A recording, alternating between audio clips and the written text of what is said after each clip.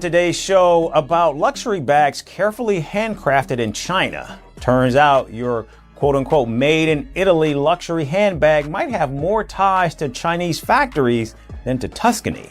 Thanks to viral TikToks from Chinese factory workers, the internet is now in a frenzy. Price $23,000, but Guangzhou price $600. Imagine spending a sum that rivals a down payment on a house, maybe $40,000, $50,000, or even far more on a handbag, a symbol of ultimate luxury presented as a piece of wearable art, meticulously handcrafted by artisans with generations of skill passed down in sun-drenched workshops tucked away in the elite corners of France. That's the story. That's the dream sold with the world's most coveted bags. But what if that dream is just smoke and mirrors? What if the staggering price tag isn't for the legendary craftsmanship, but something far less romantic and potentially something far more deceptive? Get ready, because the glass slipper of high fashion might just be shattering, revealing a hidden reality nobody expected. Recognize this style, this bag? Of course you do. For the past more than 30 years, we have been the OEM factory for most of the luxury brands around the world. Gucci, Prada, Coach, Louis Vuitton. For decades, it's reigned supreme. The Hermes Birkin. It's not merely an accessory, it's a monument to wealth, status, and exclusivity, held aloft like a trophy by celebrities, billionaires, and the absolute ultra-rich. Its mystique is undeniable. It's the bag you can't just buy. You have to be offered it, often after spending fortunes on other Hermes goods or waiting years on an infamous opaque list. The brand cultivates an image of unparalleled artisanal skill, of leather transformed into legend in the heart of Paris, a process so unique and protected it justifies an unfathomable cost. This narrative is deeply woven into the brand's DNA and accepted as truth by aspiring owners and industry watchers alike. It's the ultimate symbol of made in France luxury, a benchmark against which all other high-end goods are measured. But lately, cracks have appeared in this meticulously polished facade.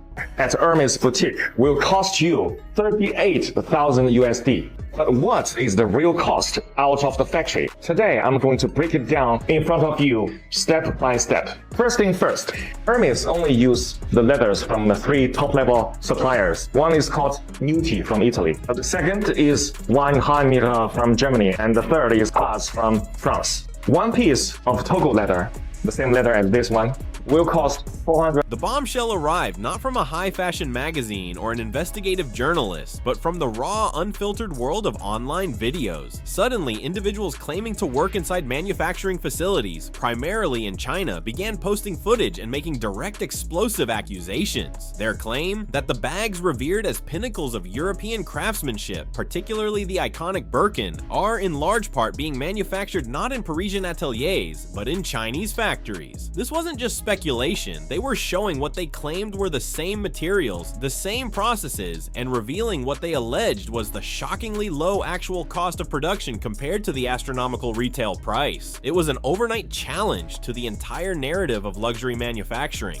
And one piece of the leather is only enough to make one Birkin, okay? And next, the thread. And of course, for Hermes Birkin, the thread is also the best top level. It's called Fil al Chinois from France. And the alleged whistleblowers didn't stop at mere claims. They went granular. They dissected the bag component by component, detailing the materials used and their estimated factory cost. They spoke of specific high-quality leathers like Togo, sourced from the very same elite suppliers in Italy, Germany, and France that Hermes itself cites. Leathers that might cost a few hundred DMN dollars per hide. They pointed to premium threads like the famed Fil Chinois from France, costing perhaps $25 per bag. The hardware? Not just any metal, but durable, ocean-grade 316 stainless steel, rust-proof and sleek, costing around $150 per bag. Even seemingly minor details like edge oil, imported from Italy, added perhaps $50, while the luxurious French lambskin lining might cost $100. A high-quality Riri zipper added another $10. When they tallied up these material costs, plus the cost of labor in China, which they claimed was significantly lower than employing European artisans, the estimated total factory cost for a bag selling for upwards of $40,000 came in at around $1,400. The math simply didn't add up if the majority of the price was truly paying for painstaking European handcraftsmanship. In thread. For each bag, the cost is 25 USD. And then the hardware. See, this hardware is called 316 hardware. It's also known as the ocean stainless steel because it can withstand the erosion of seawater. It's the best stainless steel. For one piece of bag, the hardware will cost 150 USD. The edge oil.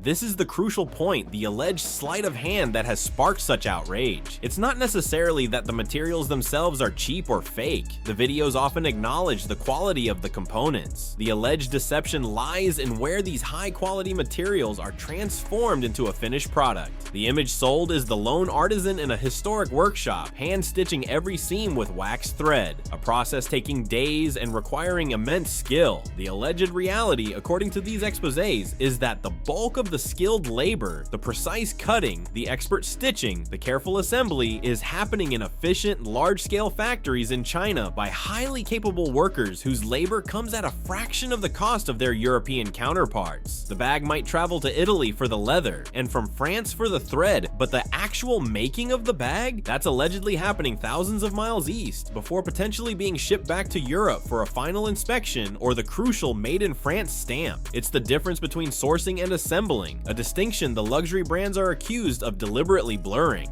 This edge oil is imported from Italy. It's called heat seal edge oil. For each bag, it will cost 50 USD. The interior lining, it used lambskin imported from France. For each bag, the cost will be 100 USD. And also inside, there is a zipper from Riri brand. And the zipper for one bag is 10 USD. And then the cost of human resource. The French artisans is much more expensive than Chinese artisans. To finish one bag, the reaction online was immediate and explosive. Social media platforms became a digital wildfire, ablaze with disbelief, outrage, and a fierce debate. Consumers who had fetishized these bags, who had saved relentlessly, who were on those mythical wait lists, suddenly felt utterly betrayed. Comment sections and video responses filled with accusations of being scammed, duped, and lied to. Viral videos appeared with titles like, "I spent $30,000 on a lie," or "My Birkin is made in China." People shared their confusion and anger, feeling foolish for having bought into the romanticized narrative. Hashtags calling out luxury lies or demanding transparency now began trending, while some staunchly defended the brands, dismissing the videos as fake or the work of counterfeiters trying to stir trouble. The sheer volume and specificity of the claims created undeniable doubt. It wasn't just a few isolated whispers, it was a cacophony that became impossible for the luxury world to ignore. the human resource cost will be 600 USD. Package, this is not that expensive, it's 10 USD. So now to sum those up, the total cost will be 1,400 USD for one Birkin out of factory. Amidst this online frenzy, one response has been notably absent, a clear public statement from Hermes. Despite the widespread nature of the claims and the damage to its carefully cultivated image, the brand has reportedly remained largely silent. No press conferences, no detailed denials, no visible effort to refute the specific allegations made in the viral videos. This silence, in the face of such loud accusations, is interpreted by many online as a form of tacit admission, or at best, a strategy of hoping the storm will pass. Meanwhile, other brands potentially implicated have responded differently. Some companies have reportedly issued denials through news outlets, reaffirming their commitment to European or American manufacturing as stated on their labels. Brands like Louis Vuitton, though sometimes mentioned in the broader conversation about luxury production shifts, are often cited by supporters as being relatively more transparent, detailing manufacturing locations on their websites, a stark contrast to the opacity surrounding the Birkin controversy. Adding further complexity, industry experts and publications like France 24 and analyses like Dark Luxury have weighed in, suggesting a nuance is needed. They highlight that distinguishing between legitimate, high-quality production facilities in places like China and outright counterfeit operations is difficult, and that many global brands do use factories outside of their flagship countries for various product lines. But the core issue with the Birkin remains. The direct, virally shared claims contradict the brand's core, high-priced narrative. But why Hermes will charge you 38,000 USD for one bag? That's because more than 90% of the price is paid for its logo. But if you do not care about the logo, you just want the same quality, same material, you can just buy from us. Because for our bags, we use exactly the same material, same leather, same hardware, same edge oil. This controversy isn't just about where one bag is made. It's a seismic event challenging the very definition of luxury in the 21st century. If the ultimate symbol of handcrafted European exclusivity might be assembled in a factory halfway across the world, what exactly are buyers paying for? Is it the location of manufacture, the quality of materials, the skill of the laborer, or simply the power of the logo and the story, however true, attached to it? The damage to brand trust is potentially immense. Luxury relies on desire, rarity, and, crucially, belief in its inherent value and origin. When that belief is shattered, the entire edifice becomes unstable. The implications extend far beyond consumer sentiment. Legal experts are discussing the potential for massive lawsuits, particularly in jurisdictions with strict truth in labeling laws. Selling something as made in France when its substantial transformation occurs elsewhere could be construed as false advertising, even fraud, potentially putting millions, if not billions, in revenue at risk. The resale market, a critical ecosystem for luxury goods where authenticity and origin dictate value, is in chaos. Sellers are reportedly facing panic, unsure if their investments will hold value if the manufacturing myth is debunked. Authentication platforms are facing an existential crisis. If the genuine bag is allegedly made with the same materials in the same factory as the best fakes, how can they possibly authenticate origin? The line between real and replica blurs into invisibility, leaving collectors and enthusiasts sweating over the true value of their prized possessions. The only difference is, one, we don't have the logo, so we don't have to pay so much amount of money just for that logo.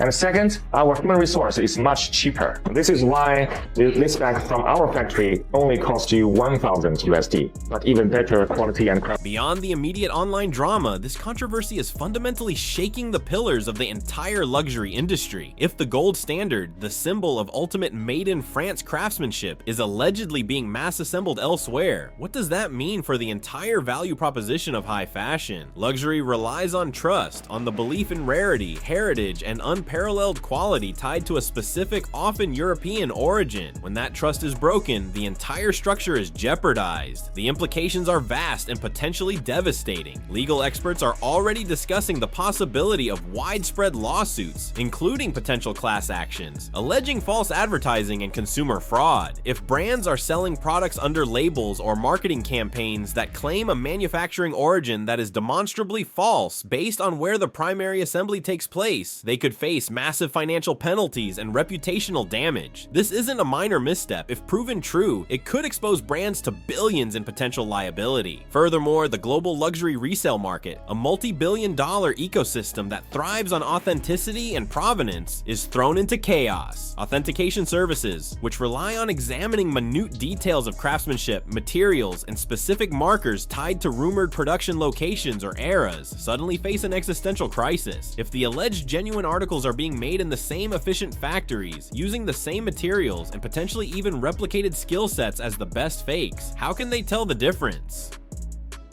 How can anyone truly authenticate origin? The line between Warriors and counterfeit becomes frighteningly blurred, leaving collectors and investors in a state of panic, questioning the value of their assets.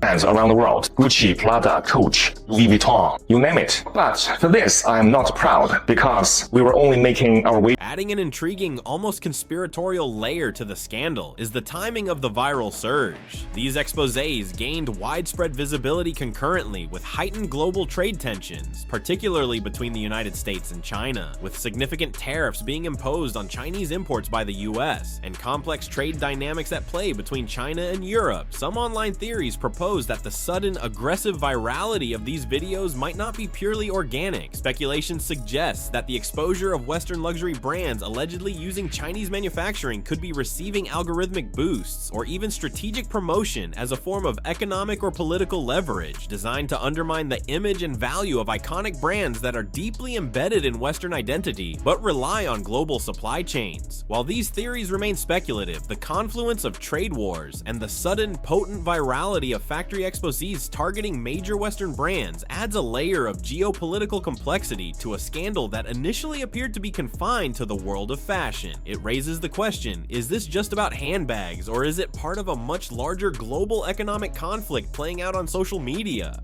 Vuitton and Chanel will hate me if I tell you this, revealing the secret behind big brand. Let's go! Hang Long from Singapore, or Boulding for their lambskin from France. Tannery Haas. Italian Tannery Fight. Labri Tecna from Italy. Guess where I found all those secret suppliers? All in APIF.